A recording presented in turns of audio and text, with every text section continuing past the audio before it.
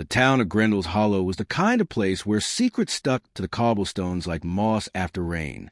Nestled between two brooding mountains, it was a town that wore silence like a scarf. Whispers lived in the wind, and old eyes watched from behind curtains. Time moved slowly there, paced by the tick of a clockmaker's hand. For most of his life, Elias Marin had been the keeper of that time.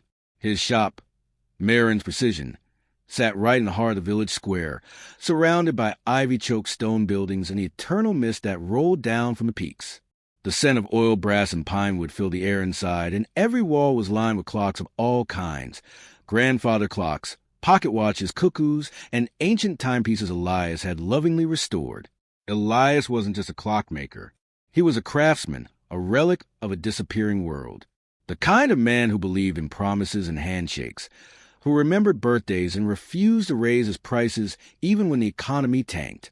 He had no wife, no children, just an apprentice, Jonah, a quiet, inquisitive boy with a quick mind in the gentle hands of an artist.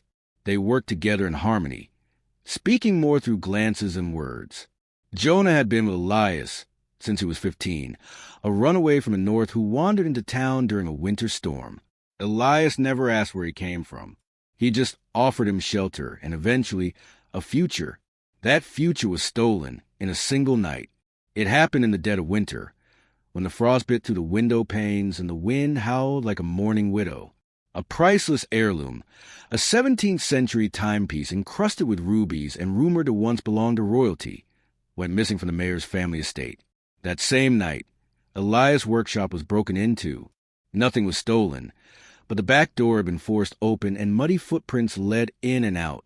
The mayor, Malcolm Thorne, was a man of polished words and wrought underneath. His family had run Grendel's Hollow for generations, draped in velvet and corruption. He smiled with his teeth, not his eyes, and every citizen knew that crossing him came at a cost. When the theft occurred, Thorne didn't wait for an investigation. He stood before the town the next morning and named Elias Marin a thief. He had access. He knew the value. He's the only one in this entire region capable of dismantling it without a trace. Who else could? There was no evidence, only insinuation, but that was enough.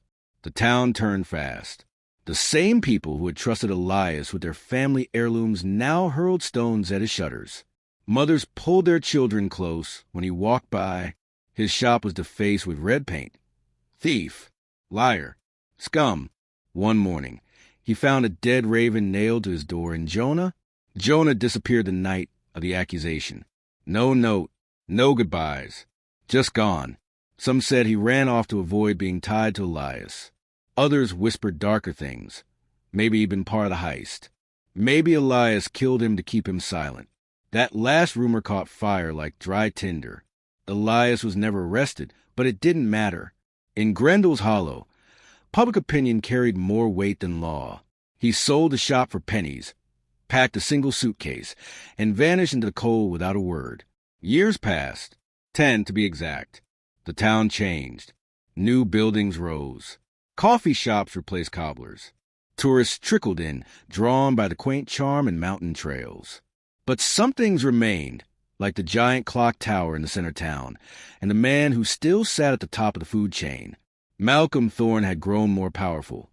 Now Governor Thorne, using Grendel's Hollow as a springboard for state politics. His face was on billboards. His promises echoed through television sets. And the timepiece? It had never been found. Then, on the coldest night of the decade, a small, seemingly insignificant event occurred. An old cuckoo clock in the window of the local bakery began ticking again. It had been broken for years, decorative only, a relic.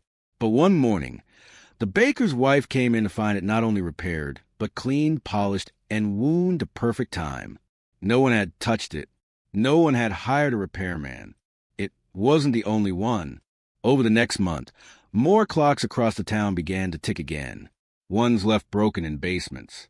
Ones written off as antiques.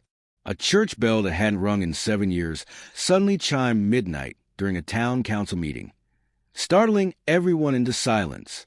At first, people thought it was coincidence. But then they started finding notes. Not typed, not digitally printed. Handwritten in a script no one had seen in a decade. Each note said only one thing: your time is borrowed. At first, people thought it was a prank, a teenager seeking thrills. But deep down, the older folks, those who remembered Elias, began to murmur. It couldn't be. He was gone. Dead. Maybe. But in the back of every mind bloomed the same uneasy thought. What if he was back? Malcolm Thorne laughed it off in public, called it hysteria and superstition. But behind closed doors, his hands trembled. And then something truly chilling happened. During a town hall broadcast, live streamed for campaign donors, the mayor's podium clock exploded. Not violently, but with forceful precision. Springs, gears, and ruby dust showered the stage. Everyone screamed, ducked. No one was hurt. But embedded into the mayor's mahogany podium was a single brass gear, red enamel with a symbol no one recognized. Except Malcolm. He recognized it instantly, because that gear had come from the missing timepiece. He had it, all along. The panic in his eyes said everything. For the first time in 10 years, the town saw fear in the governor. He tried to bury it, ordered extra security, canceled public appearances, blamed radical political opponents. But he knew Elias hadn't just returned. He had begun the countdown. Behind the scenes, strange events multiplied. The mayor's prized grandfather clock stopped working, then restarted itself, but ticked backward. His car radio played a warped version of an old lullaby Elias used to hum in his shop. His private study was found flooded with fine white sand, the kind used in hourglasses. Still, there was no sign of Elias. No photos. No security footage. Just traces. Footsteps that led to nowhere. Timepieces that came alive. And always that same message etched somewhere in the mechanism. Borrowed time. Then the town square clock tower, long neglected, struck 13. A number it was never built to strike. People gathered beneath it, staring in confusion. Some whispered prayers. Some laughed nervously. But others looked toward the mountains. They knew the final hour had begun.